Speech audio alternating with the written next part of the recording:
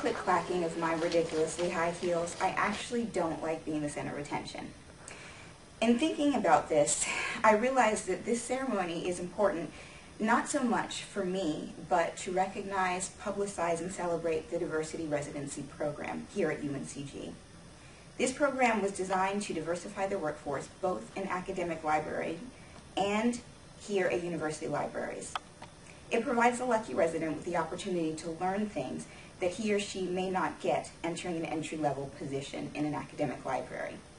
By rotating departments, the resident gets a more global view of the library as a whole and how each department fits together to work towards the goals of both the university libraries and UNCG as a whole.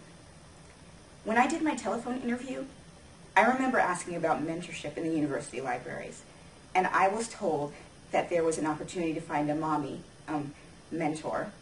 It was funny, but it was also fitting.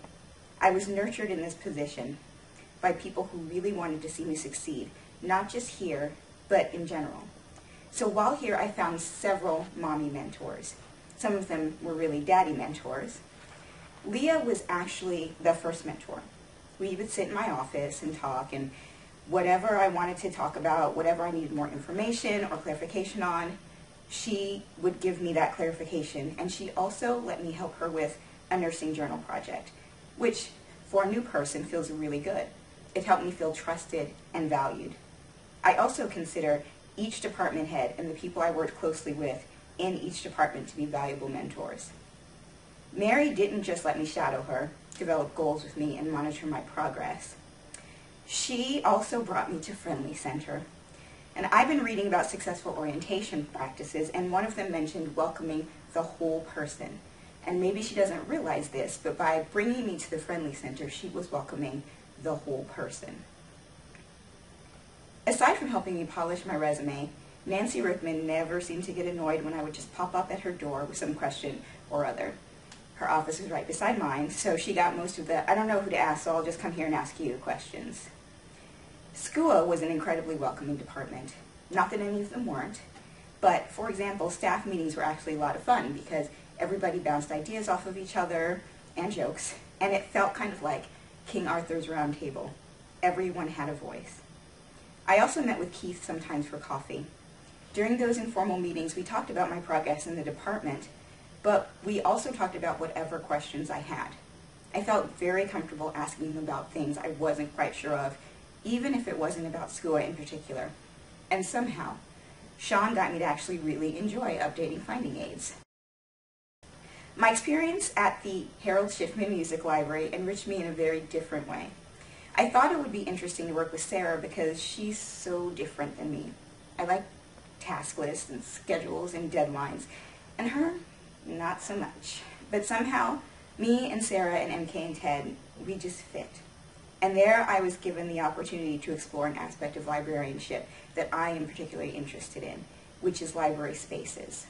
I was given the task of writing a planning report for 2 of the Harold Schiffman Music Library spaces.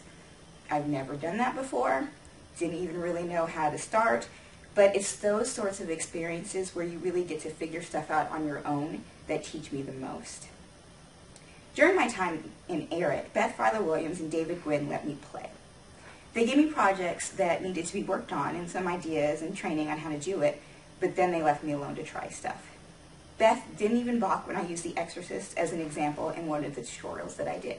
And I maintain that it is a classic of American cinema. And obviously we think so too because the library has both an instructional copy and a popular copy that can be checked out. So clearly, it's totally educational. During one of my initial meetings with Tim, he told me about some of the more fundamental types of skills someone would need if they were interested in IT. But he also told me about the sexy stuff. I never forgot that, and I hope that in each department the new resident works in, he or she will not just learn the fundamentals, but they'll get some sexy stuff. Kathy, and Kimberly in admin just let me run. I was studying statistical analysis, so Kathy C. let me try it here. I have ideas for this program, having gone through it, so Kathy B. let me put my money where my mouth is and make suggestions for the orientation of a new resident. And Kimberly, well, she said, we can just make the poster bigger. So we ended up with this huge door-blocking poster for the faculty publications reception because I just had to put a fancy pattern on the poster. Michael Crumpton and Gerald's relationship with seemingly every librarian in North Carolina saved my bacon during the North Carolina Library Association conference.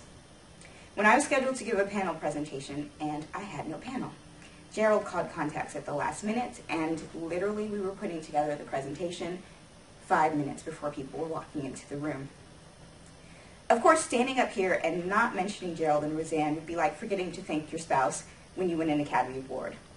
I've received so much support and advice from both of them. Roseanne has also been willing to write me countless letters of recommendation. And Gerald, I think one of the biggest things I will take away from working with Gerald is the importance of networking. It didn't matter where I was, what conference I was at, whether I was in North Carolina or out of North Carolina, everybody seemed to know Gerald. And of course, I have to thank both of them for this residency. Part of what attracted me to the library profession was its willingness to embrace diversity. Walter Clinton Jackson Library took that and ran with it. It's one thing to say that you value diversity, but it is entirely another thing to actually work towards increasing diversity and being willing to support and nurture a new librarian's career. In closing, I'd like to say thank you to everyone in the library.